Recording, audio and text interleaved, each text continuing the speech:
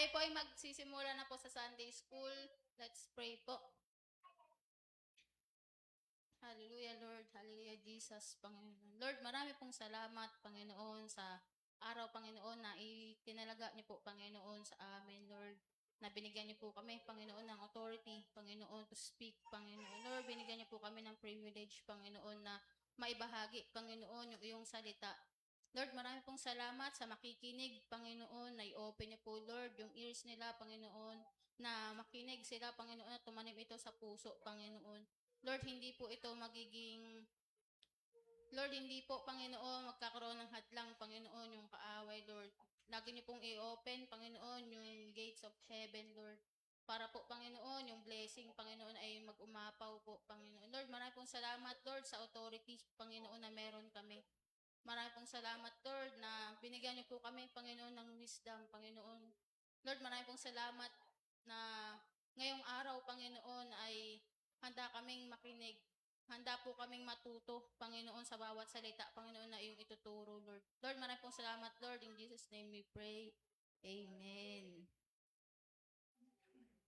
Yung itinuro ko po nung nakaraang linggo is authority is within you, the purpose and power of authority.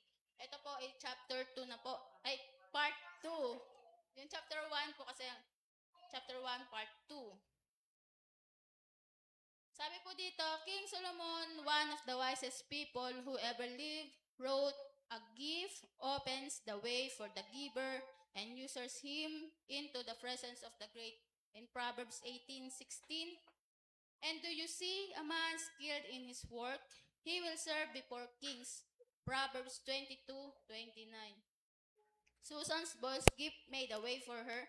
It brought her before influential people who opened doors that enabled her to fulfill the inner dreams and longings she had held all her life. Although she had already exercised her gift in various ways in her local community, there was an even greater realm in which she was meant to share it. Sabi po dito, your authority has a domain in which it is to be exercised. Yung authority mo po ay kailangan din palang ma-exercise. Hindi lang siya, hindi makikita ng tao na meron kang authority kung hindi mo ipapakita sa tao na meron kang kakayanan. Na meron kang kakayanan kumanta, may kakayanan kang sumayaw. Kasi po, di ba, may time na hindi naman po tayo magkakakilala. Minsan po, kilala nyo lang ako, ay, si Joanna. Pero hindi nyo alam kung ano yung talent na meron yung tao. Tama po ba? At si Sister Maricel, hindi mo alam na meron pala siyang kakayanang magluto.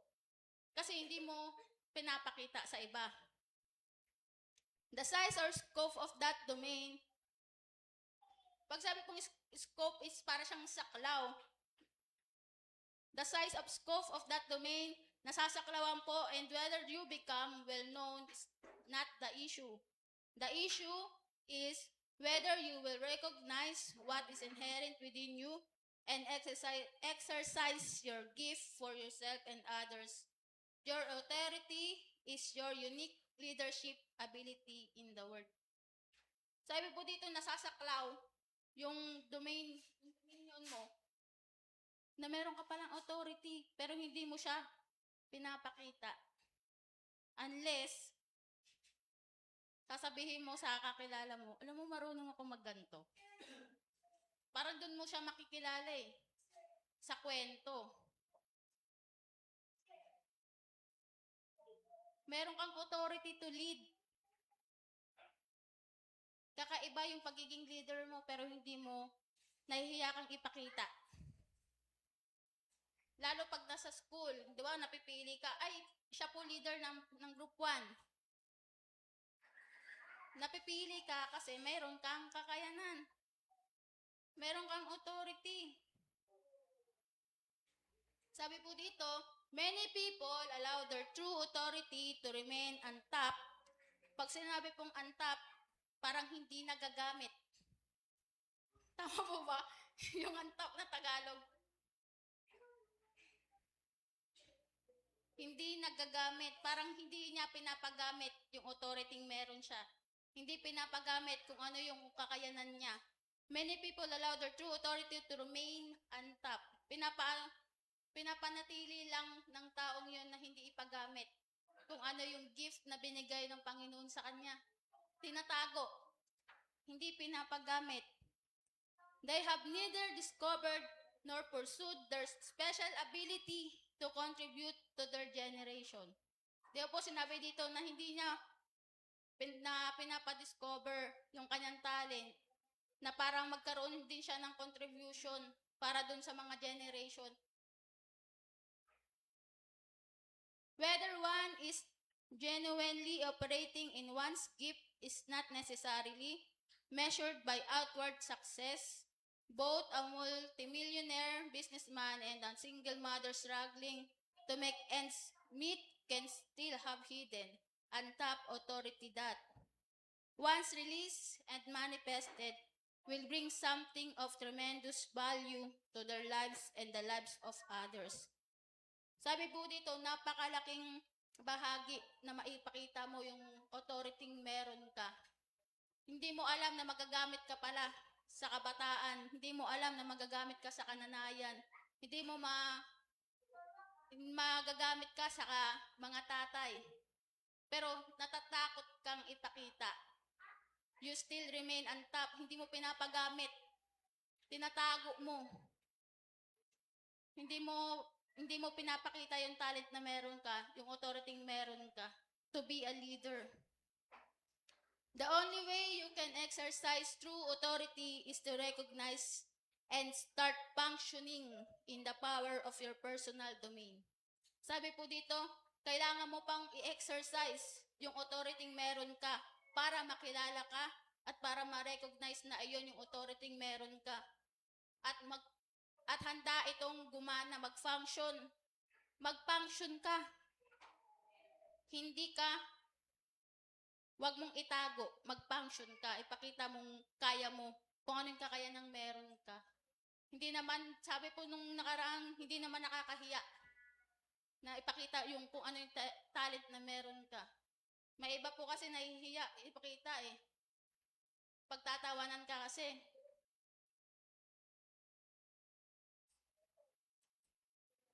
Tulad ng sabi sa Kawikaan, ang kaloob ay nagbibigay daan para sa nagbigay.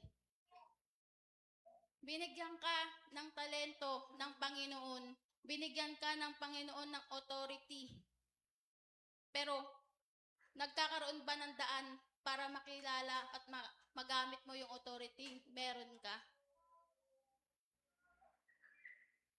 Di po sabi, binigyan ka ng karapatang mag-rule.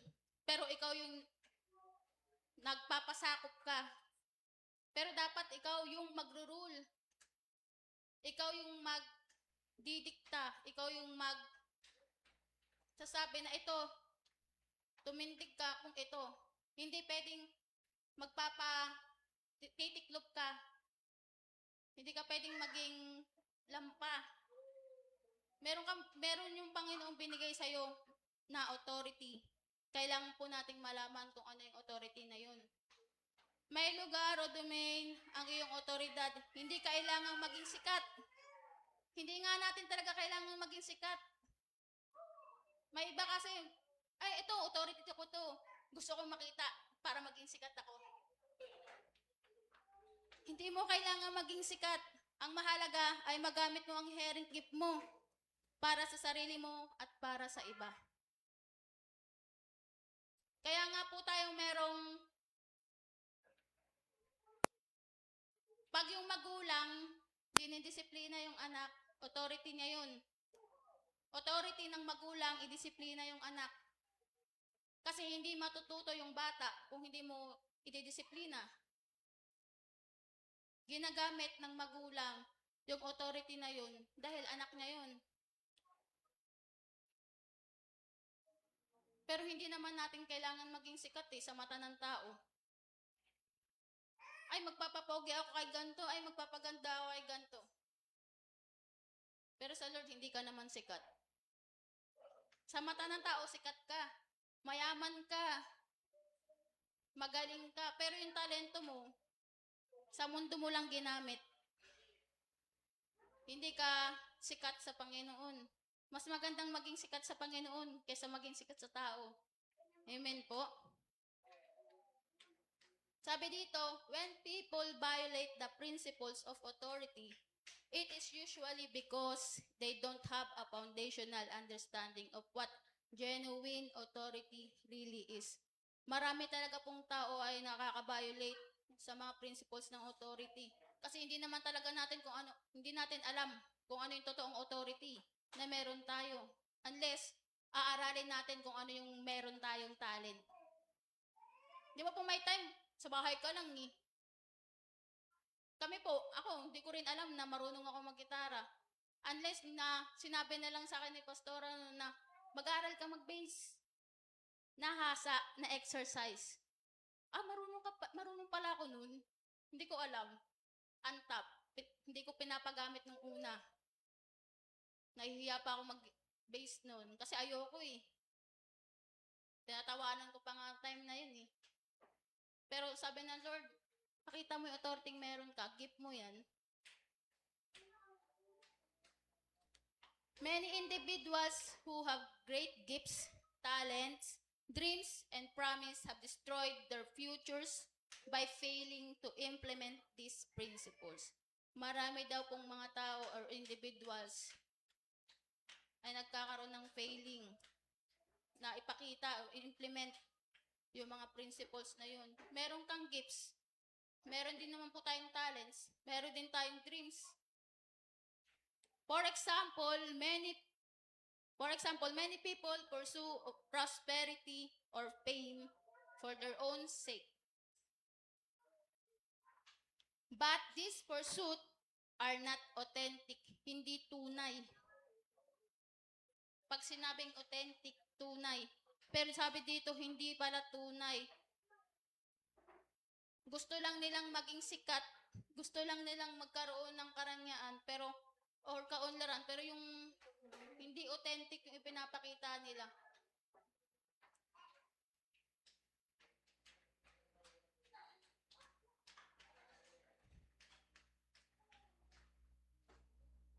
Instead, people should be pursuing their inner authority.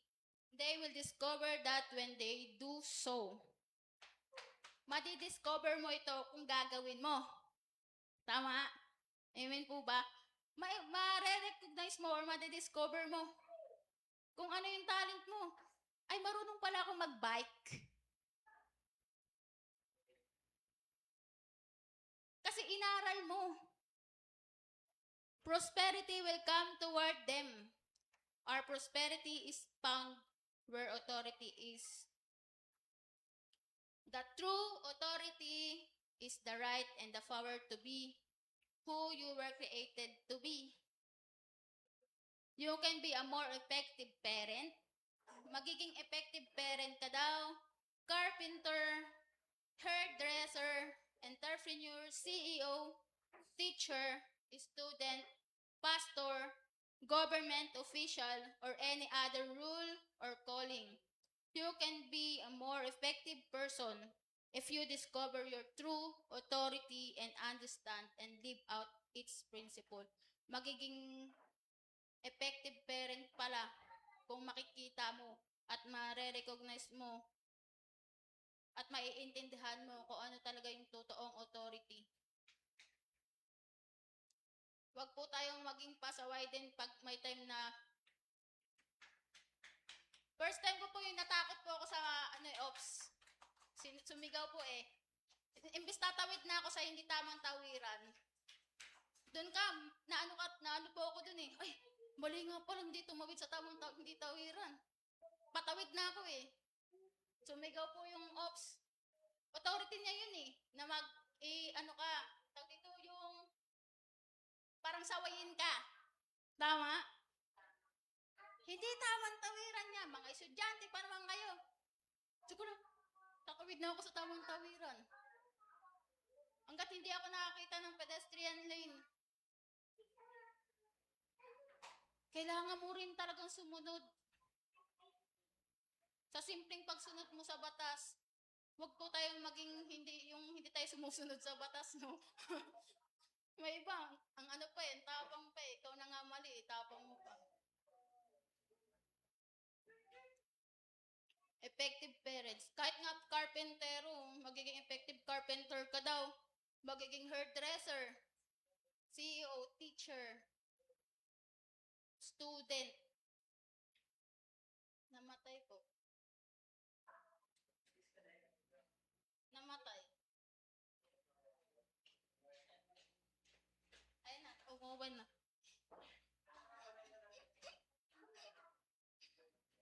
If you have already discovered your personal authority and are pursuing it, you can be even more effective in it by applying the principle of authority.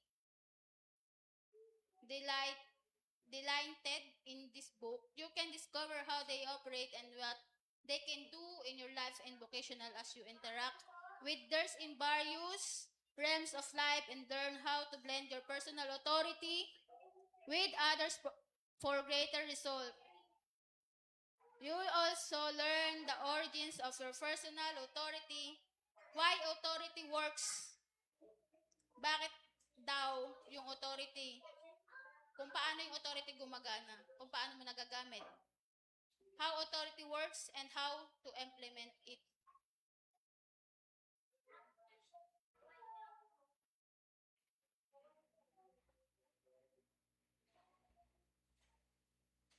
If the concept of personal authority is new to you, kung bago daw ito sa'yo, or if you have frustrated because because you know you have something to contribute to your generation but don't feel you have been exercising your personal authority and want to be effective in it, you will find the tools you need in this book. Everyone can exercise authority because authority is within each of us. Ikaw mismo yung makakaalam kung ano yung authority meron ka. Kasi lahat tayo may authority. Bawat individual, kahit bata may authority. Hindi mo masasabing, ay, hindi naman ako papagalitan yan, bata yan sa akin. Matanda ako dyan. Pero mas masakit pag makorek ka ng bata. Mas masakit. Kasi tunay sila eh. Mas masakit pang makorek ng bata kaysa sa matanda eh. Kung ano yung pinapakita mo sa anak mo, dapat ganun ka din talaga. Tunay ka. Huwag ka lang magpakitang tao na, ay, mahal ko yung anak ko, ganyan. Pero pag sa bahay na, wala na. Naging Armalite na.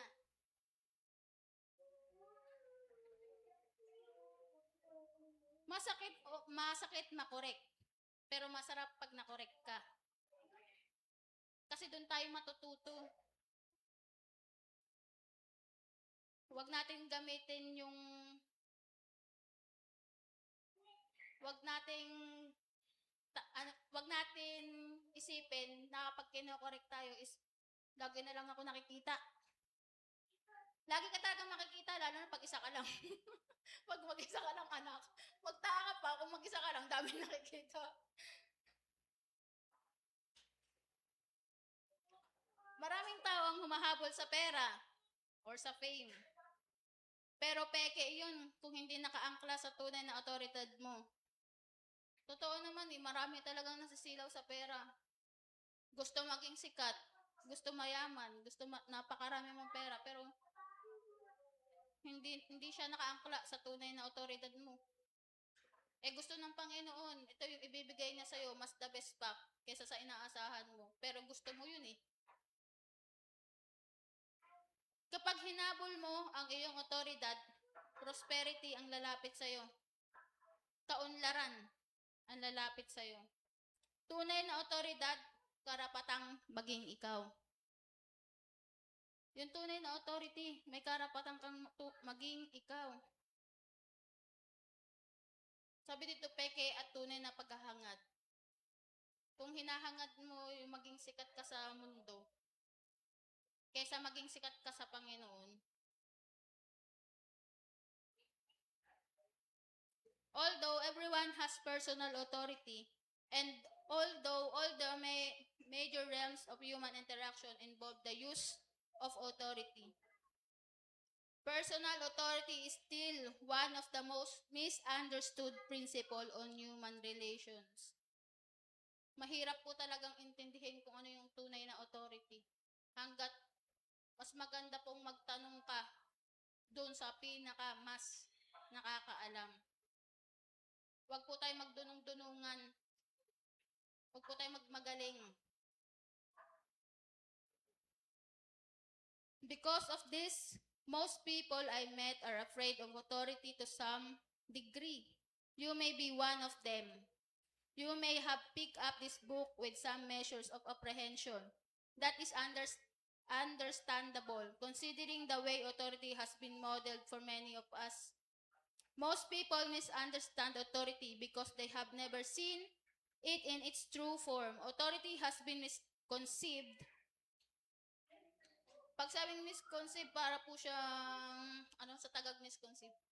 Sino matalino, katulog ka. Pag sabi po ditong misconceived, para siyang maling akala. Di ba po? Parang namamaling akala ka na, misdefined, mali ang pagkakatukoy. Pagkakatukoy, misdefined, parang misrepresented, maling pagkatawan o pagkalarawan. Minsan diba naglalarawan tayo ng, parang haka-haka lang natin. Ganito siya eh. Ganito siya. Ganito siya. Tama po. And misuse. Maling paggamit. Madali po tayong maghaka. Madali po tayong magsabi ng, si ganito. Ganito yan eh. Sister Joanna, ganito yan eh. Si brother, ganito. Madali lang tayong maghaka-haka. Madali lang tayong magbigay ng isip lang natin. Pero hindi mo alam kung ano yung tunay na authority meron siya. Pero ginajudge mo na. Kaya minsan natatakot na rin yung tao magpakita eh. Minsan natatakot na rin yung tao magtanong sa'yo. Bakit? Kasi ganito lang din naman yung sasabihin niya eh. Lagi lang naman akong mali sa mata niya eh.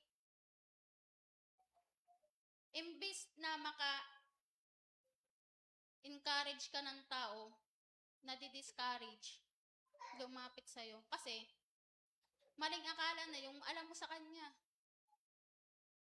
Pag sinabi ng new creation, bago na siya eh. Hindi mo na siya kailangan tignan pa sa dati.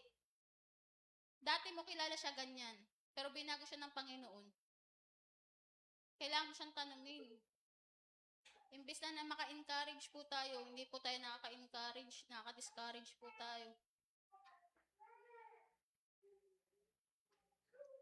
We're afraid of it because we don't understand its nature and purpose.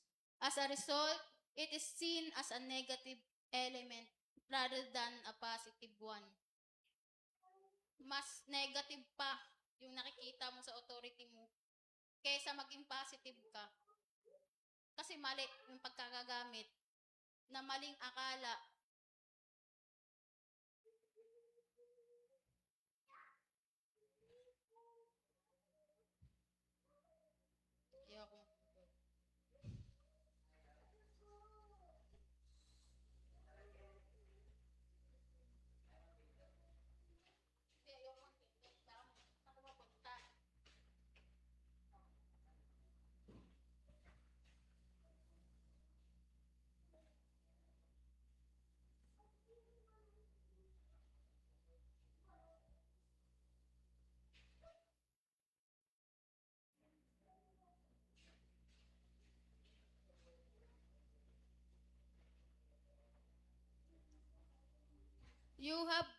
You may have had a bad experience with a parent, a teacher, an employer, or another authority figure.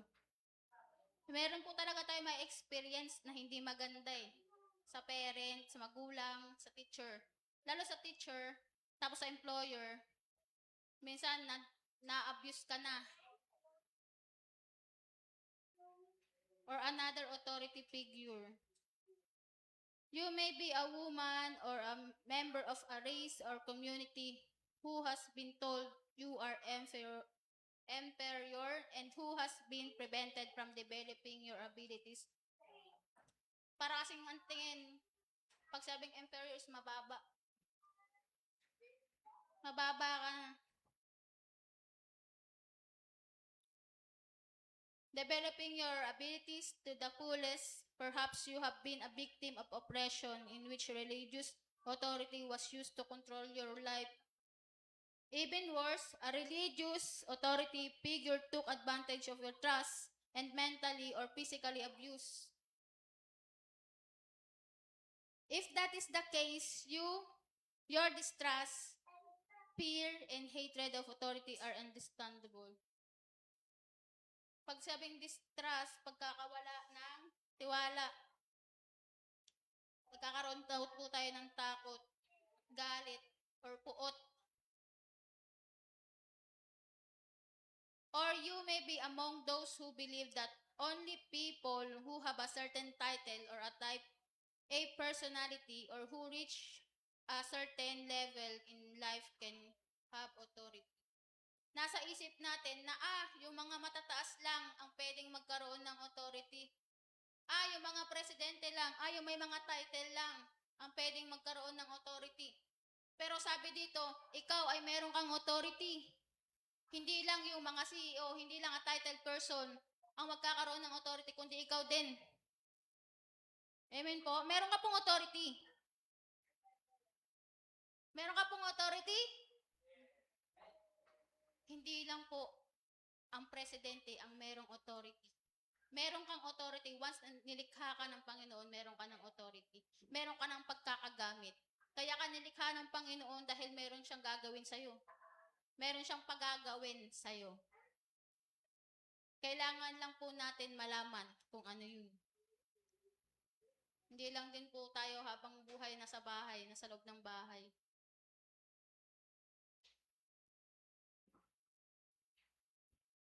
Authority as an aspect of life has been misunderstood and misused to the point that it has often become the opposite of what it was meant to be. Yet, you will discover in this book that the nature of genuine authority is the antithesis of suppression and oppression and is actually the source of true freedom and fulfillment. In the next chapter, we'll explore some of the distorted and restricted views of authority that people have accepted. Sabi po dito, may mga chapter na may explore natin na may mga baluktot at saka pinaghihigpitan. Pag sinabing distorted, baluktot. Pag sinabing restricted, pinaghihigpitan. Kaya po pala tayo pinaghihigpitan ng magulang natin na huwag kang lumabas kasi mayroong mangyayari sa'yo or may iba pang mangyayari sa'yo. Pero ikaw naman itong si matigas ang ulo, labas ka ng labas. Anong napapala natin? Views authority that people have accepted and the misconceptions they breed which have brought us to what I believe in an actual crisis in authority. In every country of the world, people misunderstand, misuse, or abuse authority. Hindi rin nila alam na mali na pala yung paggamit ng authority. Ginagamit talaga ito. Hindi, presidente ako eh. Hindi, leader ako eh. As a result, we have too much of the wrong kind of authority and too little of the right kind of authority. Our failure to understand authority has led to a decreasing quality in people's lives and a lack of true order, peace, and progress in societies and cultures of the world. Kadalasan, dahil sa maling paggamit ng magulang, guro o amo. Yung authority, minsan nami-misuse na eh. Mali na yung pagkakagamit sa relihiyosong pang-aabuso, sa discrimination, nagagamit na rin minsan yung authority sa pag pagdi-discriminate ng ibang tao eh. Mababa ka lang, kaya ka tapak-tapakan.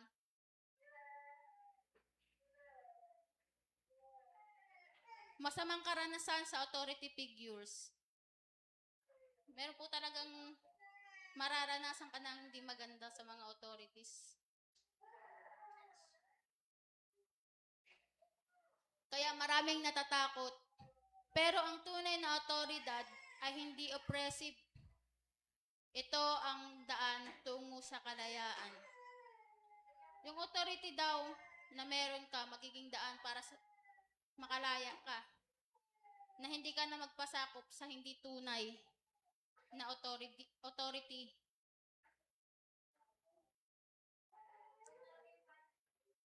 Authority is therefore the key to fulfillment and effective living, the means to proper function in life, and the guarantor of success. Authority is the law of maximum performance. It is also the means of powerful, positive influence in others' people's lives. If authority is all of these things, then is it imperative that we all understand this critical concept? Obviously, yes. Sabi dito, makapangyarihan ka, pwede mong magamit yung authority na ma-share mo sa iba na natatakot gamitin kung ano yung authority meron siya na maipakita.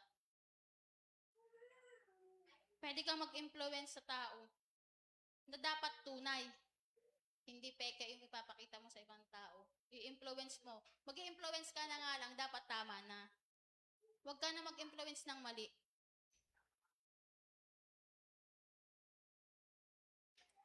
Unless you know what you're authorized to do in life, you will always experience some degree of dissatisfaction. Pag sabing dissatisfaction, walang kasiyahan. Yung ginagawa mo, masaya ka pa ba dyan o hindi na? Di ba may time na parang nababagot na ako sa ginagawa ko. Mag-iba naman kaya ako. Kailangan mo talagang halukayin pa kung ano yung talent na meron ka. Uncertainty, kawalan ng katiyakan,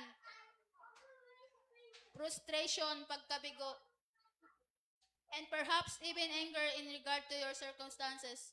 Yet, you have the opportunity, responsibility, and ability to develop your own personal authority and carry out your unique purpose in life in conjunction with each others. Meron kang personal na authority na kailangan mong ma-develop. Wag mo na lang hayaan yung buhay mo na hindi mo makikita kung ano yung function mo. Kailangan mong makita na unique yung purpose ng buhay mo. Minsan kasi may tao na ayoko na, ganito na lang ito eh. Ganito lang naman yung buhay ko eh. Ayaw magpagamit.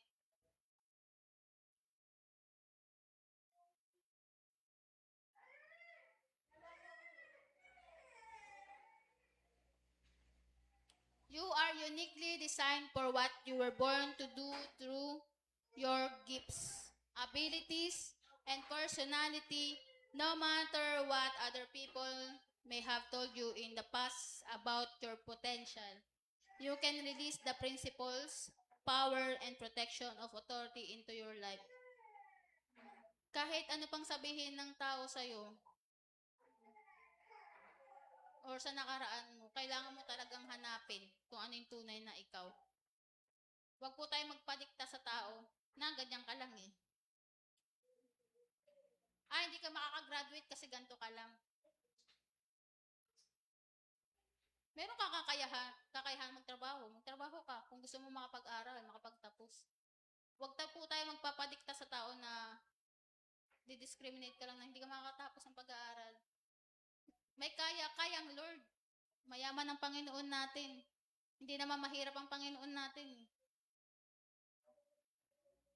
Authority mo bilang anak, magtanong ka sa ama or magtanong ka sa mga magulang mo o humingi ka. Amen po. Di ba pag magulang, humingi yung anak, hindi ba magbibigay? Di ba may magulang hahanap, ay, kailangan ng anak ko yun. Ang otoridad, ang susi sa fulfillment. Paraan para gumana ng tama. Garantiya ng tagumpay, lakas ng positibong impluensya. Kung hindi mo alam ang otoridad mo, madarama mo ang frustration at kawalan. Para kang mararamdaman mo kung hindi mo talaga alam kung yung otoridad mo, malulungkot ka lang, magkakaroon ka ng frustration, mawawalan ka ng gana. Pero may kakayahanan kang i-develop to. May kakayanan po tayong i-develop kung ano yung authority meron tayo. Wag po tayong mawalan ng gana na mahanap pa kung ano yung tunay na authority meron ka. Each of the following chapters is designed so that as you proceed through this book, you will gain a more complete pictures of true authority and many applications of authority to your life that will free you to be all you were meant to be. You'll learn about the basic realms of authority and how to live fruitfully in each. Kailangan po nating malaman yung mga basic na authority meron ka para maging fruitful ka. Magkaroon ka ng bunga, magkaroon ka ng saysay sa buhay. Na hindi natin maiisip na, ay, wala akong kwentang ano. Pero meron ka palang paggagamitan. Meron ka. Kailangan lang natin talagang ma-develop. Through the purpose and power of authority, you will come to recognize what true authority is and what it is not. Meron kang mare-recognize mo, ay, ito tama to, ay, ito hindi. Ay, ito peke, ito tunay. Tama po. Kaya may time, di ba, pag sa gold, tinitignan pa yun eh. Ay, peke ito. Hindi to gold. Di ba may ginagawa yun para malaman kung ano yung tunay na gold? Pag umano siya, ay, hindi to gold. Peke ito. Mare-recognize mo. Understand your own personal inherent authority. Malalaman mo kung ano yung tunay mong authority. Autoridad na meron ka. Discover how to identify the authority. Identify the territory or area of life you are authorized to oversee. Learn the origins of true authority. Gain orders, simplicity, and peace in your life. Respond constructively to others in their own realms of authority. Huwag po tayong magwalang bahala sa iba. Kailangan din nating makipag-usap sa ibang tao. Exercise your intrinsic power and gifting. Lead others into their own personal authority. Kailangan daw natin mag-lead sa iba na hindi pa alam kung ano yung tunay na authority meron siya. Kailangan din natin magkaroon ng leadership din talaga. Kailangan din natin magkaroon ng pakialam sa iba. Ako po, hindi talaga ako marunong magganto. Pero, tinutulungan ako si Sir Jenny. Sabi ko, hindi ako marunong mag-computer eh. Sabi ko, paano yun ako nakaasa? Hindi ako marunong gumawa. Magkaroon tayo ng pakialam sa iba. Nga, 20 lang daw po yung bayad.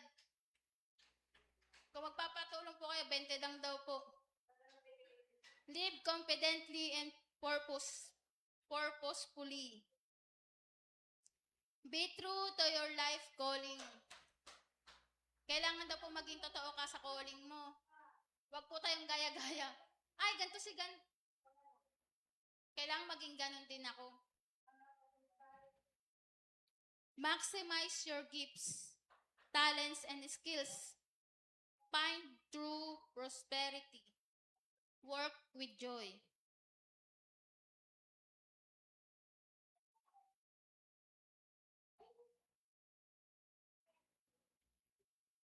Susan Boyle determined to do something with her life after years of disappointment and therefore exercised the authority within her.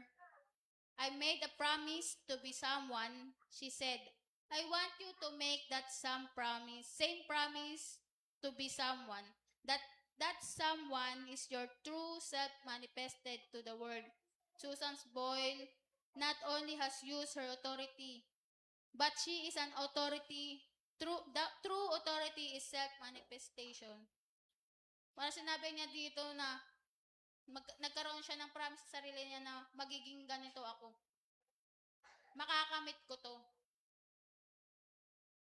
Hindi siya hindi siya nawalan ng pag-asa na dahil sa middle age na siya na hindi niya makakamit yung tagumpay na meron siya. Nakilala siya as napakagaling ng mga awit. Kasi hindi niya hinayaan na ay hindi na ako hindi ko na hahanapin yung sarili ko. Kasi may age naman ako, matanda naman na ako eh. In the next few chapters, we will look at some foundational principles of authority that are essential background for understanding and implementing your personal authority. Ang aklat ay tutulong sa iyo upang makilala ang tunay na otoridad mo, maintindihan ang sariling authority, matukoy ang territory mo, makamit ang kaayusan at kapayapaan, gamitin ang gifts mo, mamuno at mabigay buhay sa iba, mamuhay ng may layunin at kumpiyansa. Para ito lang po, itinagalog lang. No? Si Susan Boyle ay nagsabi, nangako akong maging isang tao. Nais kong sabihin mo rin ito sa sarili mo. Dahil ang tunay na otoridad ay ang pagpapakita ng tunay mong sarili sa mundo. Yung otoridad pala ay magpapakita ng tunay na ikaw. Tunay ka, hindi ka peke. Sinong gusto ditong peke? Lahat ng mga tayo gusto tunay eh, no? Mas magandang maging tunay kaysa maging peke. Ayun, tapos na po. Tapos na po pala yun.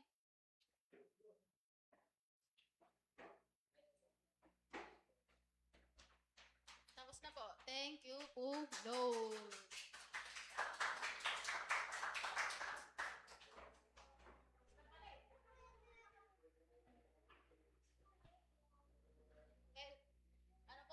Kailangan talaga po natin malaman.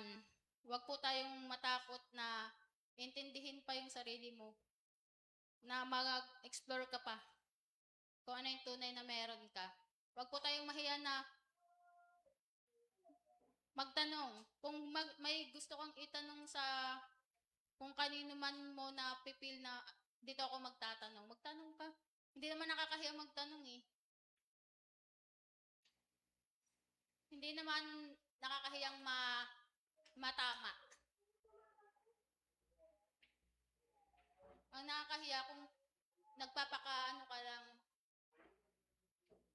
matuto tayong maging totoo sa sarili na tayo dapat kailangan matakot na ipakita yung authority na meron ka. Kasi hindi habang buhay, diyan ka lang, nakaupo, pipiliin ka ng Panginoon na maging leader. Amen? Paano ka magro-rule?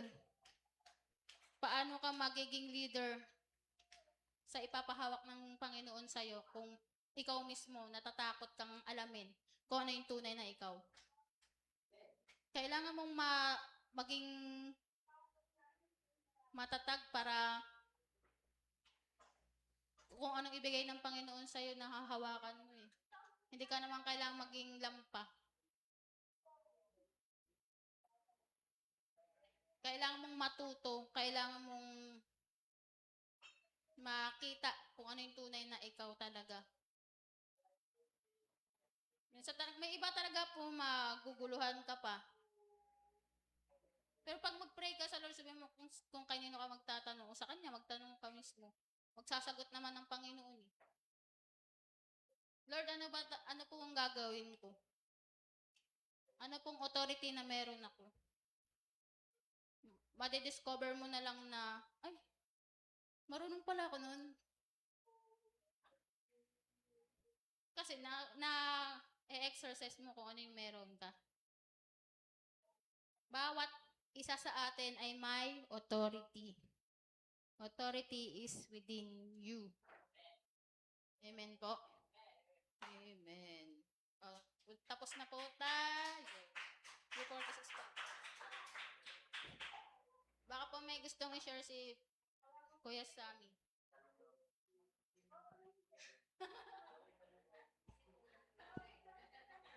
Di po, kung wala kayong tanong, kung may gusto po kayong i-share, ano pong natutunan nyo sa authority? Or kahit ano po, kung anong gusto nyong i-share, huwag po kayong mahiya. 3:46 pa lang naman po eh. Sino pong gusto mong marinig yung boses mo naman? Ikaw po, brother Sammy, meron po? Or idadagdag lang po kung baka magulo po na. Ayan, thank you po. Ang ganda po nung sinishare po ni Sister Jo about po authority. Na bawat isa po sa atin talaga merong authority pero hindi lang po nagagamit. Alam niyo po, one time po, meron po kaming, naikwento ko na po ito sa mga nung nakaraan po. Meron pong natapon po yung tubig namin nung time na yun sa nung nasa Katarman po kami. 2 galon po yun natapon. E di, alam mo po yun, pag alam mo po yung authority na meron ka, ang sinabi lang po namin, hanggang dyan ka lang. Alam niyo po yung word na hanggang dyan ka lang. Kapag meron ka pong authority, alam mo yung meron ka, alam mo yung Diyos na meron ka, hanggang dyan ka lang. Alam niyo po kasi yung damit ko nandun na sa baba. Gagapangin na ng tubig. Sabi ko hanggang dyan ka lang. Alam niyo po yung tubig, hanggang dyan lang talaga. Alam niyo po yung damit ko po, andyan, yung bag ko po, andun lang. Tapos yung tubig ko, malapit na. Pero dahil hanggang dyan ka lang, hindi po umabot. Alam niyo po yun, pag mauunawaan po natin ano po yung authority na binigay po sa atin ng Lord, na pag na-exercise pa natin, sabi po ni Sister Jo kanina, kapag na-exercise daw po yung authority, maganda po yung kalalabasan. At magagamit po natin yun bilang Kristiyano. Kunyari po, hindi mo alam na ano ka po pala, magiging isa ka rin po palang Billy Graham, na mag-share ka rin po pala sa maraming mga tao na tatanggap po sa Panginoon kapag nag-share po kayo. Ayan po. Meron po ba kayong gustong i-share? May tanong daw po ba kayo? Ang sasagot si Sister Jo.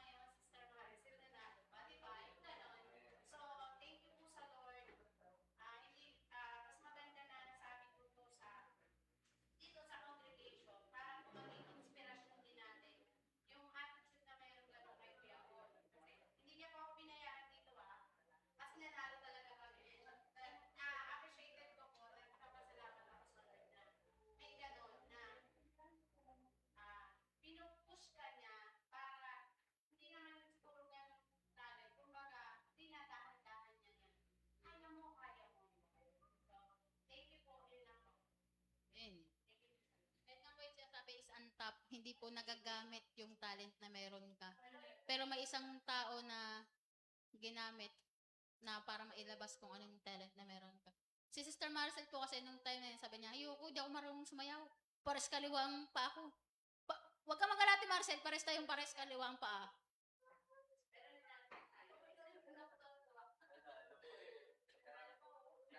Kailangan po talagang matukoy. Matukoy mo kung ano yung authority na meron ka. Sister Jen, meron po? Wala. Sino pa pong merong gustong idagdag? Si Brother Jeremy. Wala din. Kayo na wala na po. Magpapray na po ako.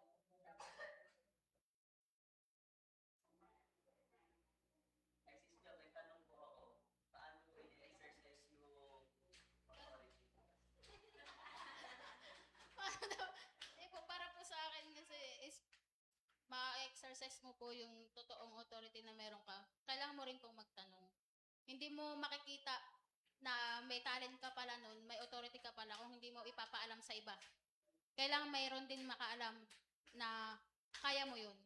Hindi ka naman bibigyan ng task ng ni pastor or ni pastora kung hindi nila alam. Ay, may authority siya. Ay, kaya niya tong gawin. Ibibigay niya sa'yo.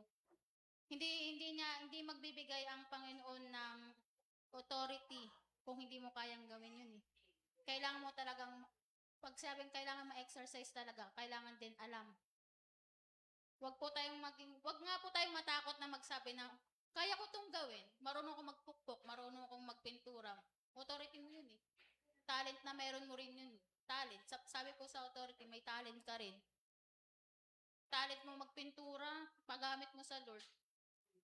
Meron din kasi po naghahanap eh. Sino kayo marunong magpintura? Sino bang marunong martilyo dyan? Eh ayaw mo magpagamit, nahiya ka. Kasi baka pangit yung kakalabasan ng gawa mo. Gano'n lang po yun eh. Pero pag sinabi mo, pag pinagamit mo po sa Lord, pag pinagamit mo po talaga yung authority meron ka, malalaman mo, yun yung authority mo. May exercise mo po yun. Kailangan din po talagang malaman ng iba. May authority meron.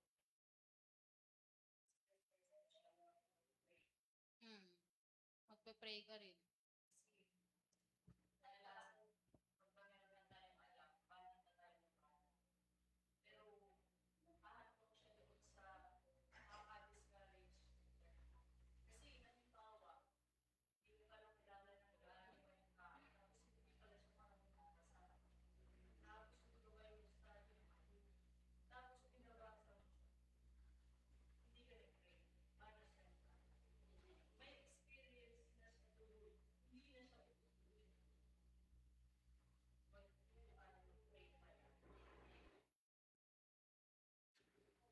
Kailangan talaga natin alam kung ano nga yung kakayanan ng tao.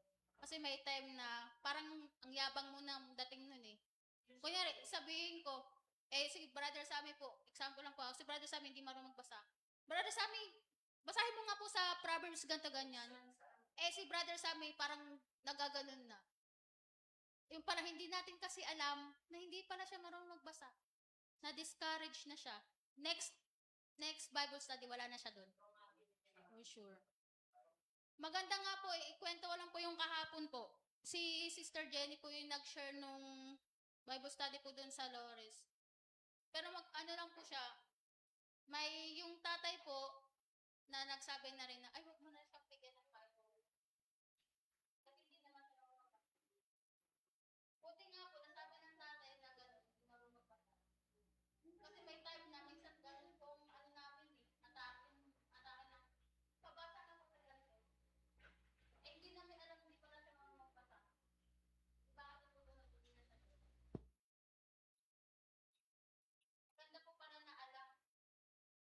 Huwag po nga kayong banat ng banat na ganito, ganyan, ganyan. Kailangan mo rin talaga magtanong.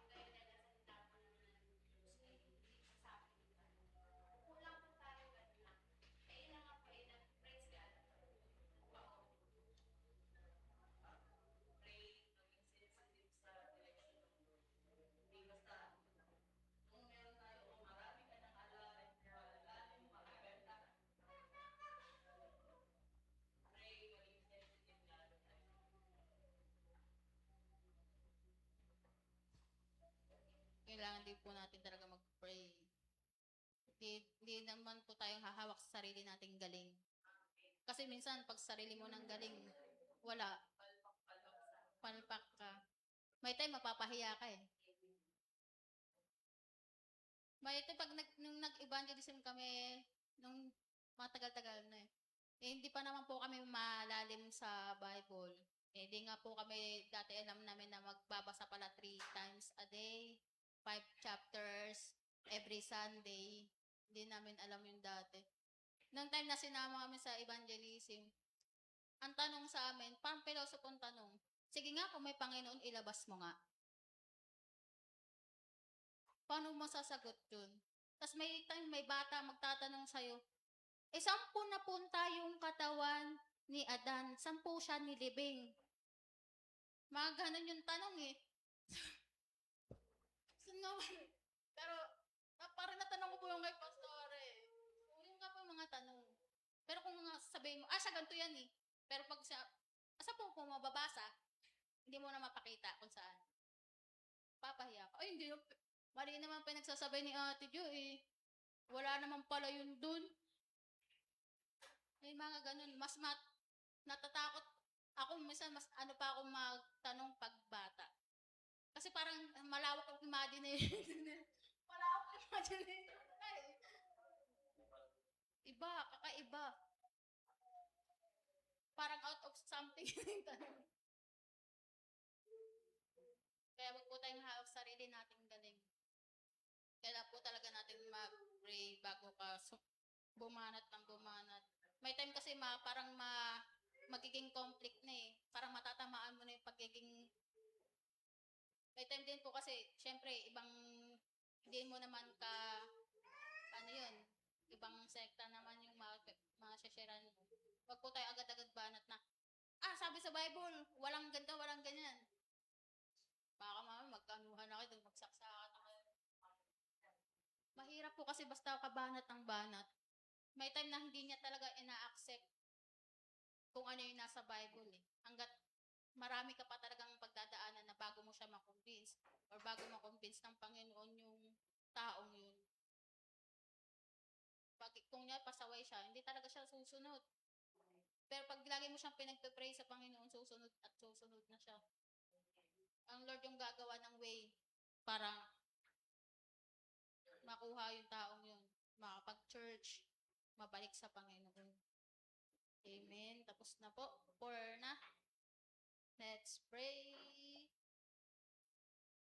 Hallelujah, Lord. Lord, marami pong salamat, Panginoon, sa kaalaman, Panginoon, na nabigay po, Panginoon, ng bawat isa.